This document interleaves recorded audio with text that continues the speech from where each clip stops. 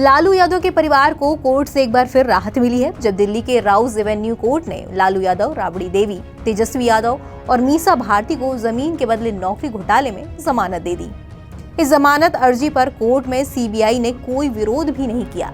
अब सुनवाई के लिए अगली तारीख 16 अक्टूबर को मुकर्रर की गई है।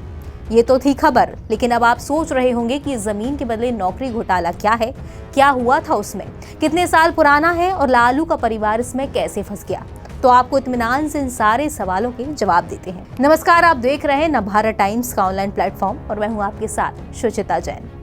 लालू यादव के आधे परिवार को लपेटे में लेने वाला एक घोटाला, जिसे जमीन के बदले नौकरी घोटाला या लैंड फॉर जॉब स्कैम भी कहते हैं। दरअसल 14 साल पहले देश में यूपीए की सरकार थी और देश के रेल मंत्री थे लालू यादव। 2004 से 2009 के बीच लालू पर रेलवे में नौकरी के बदले जमीन पर कब्जा करने का आरोप लगा है।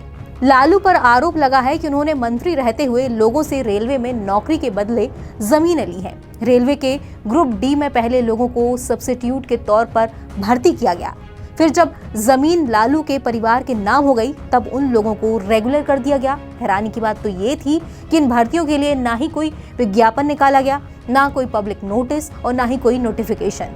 अचानक से रेलवे की सरकारी नौकरी में खाली पदों पर भर्ती हो गई।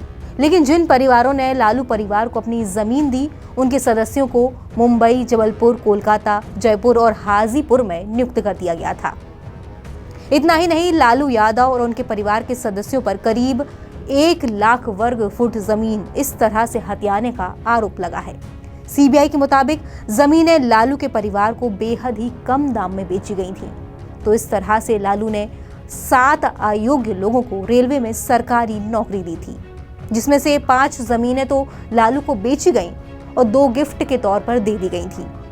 ये 7 डील फरवरी 2008 से मार्च 2008 के बीच हुई थी, मतलब कि सिर्फ 2 महीने के अंदर। इन भर्तियों को अप्रूव करने में इतनी जल्दबाजी की गई कि कुछ भर्तियां तो 3 दिन में ही अप्रूव कर दी गईं। लेकिन तब से मामला सामने नहीं आया था।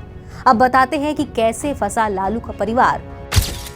18 मई 2022 को सीबीआई ने पहली बार इस मामले में केस दर्ज किया। जुलाई में लालू यादव के ओएसडी भोला यादव को गिरफ्तार कर लिया गया। तभी से ही लालू के परिवार पर सीबीआई की तलवार लटकने लगी थी। फिर 10 अक्टूबर 2022 को चार्जशीट दाखिल की गई, जिसमें 16 लोगों को आरोपी बनाया गया। इस साल 27 फरवरी 2023 को लालू परिवार पर कोर्ट ने शिकंजा कसा। दिल्ली के राउज एवेन्यू कोर्ट में लालू समेत 15 लोगों को समन जारी किया गया और 15 मार्च को कोर्ट में पेश होने का आदेश दिया गया। इसी बीच 10 मार्च 2023 को ईडी ने बिहार और यूपी के 15 ठिकानों पर छापा मारा। ये सारी छापेमारी लालू यादव और उनके करीबियों के ठिकानों पर की गई थी। बताया गया कि ईडी ने दिल्ली में तेजस्वी यादव के घर पर भी रेड मारी थी। इससे पहले सीबीआई लालू यादव और राबड़ी देवी से पूछताछ कर चुकी थी। 15 मार्च की पेशी में लालू यादव समेत तमाम आरोपियों को जमानत भी दे दी गई। इस मामले को लेकर सीबीआई तेजस्वी यादव से भी पूछताछ करती रही, हालांकि तब उनका नाम इस केस की चार्जशीट में शामिल नहीं था। फिर सीबीआई ने 3 जुलाई 2023 को दूसरी चार्जशीट दाखिल की, जिसमें लालू के बेटे और बिहार के डिप्टी सीएम तेजस्वी यादव को भी आरोपी बनाया था। फिर सीबीआई ने 3 जुलाई 2023 को दूसरी चार्जशीट दाखिल की, जिसमें लालू के बेटे और बिहार के डिप्टी सीएम तेजस्वी यादव को भी आरोपी बनाया गया। हमारी आज की खबर में इतना ही। ऐसी तमाम खबरों को देखने के लिए बने रहिए नवभारत टाइम्स के साथ।